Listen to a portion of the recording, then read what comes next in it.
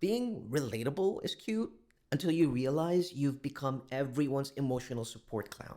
Because the internet doesn't reward realness, it exploits it. Cry on camera, they eat it up. You overshare your trauma, they save it for group chats. You post your lowest moment, they call it raw. And then follow someone hotter right after. See, relatable doesn't mean respected. It means consumable, easy to digest, easy to forget. Meanwhile, the ones who blow up, they're not relatable, they're aspirational. A little mysterious, a little intimidating. People project onto them. They want what they have. So, yeah, keep being relatable if you want. Just remember relatable gets sympathy, aspirational gets power. Pick wisely.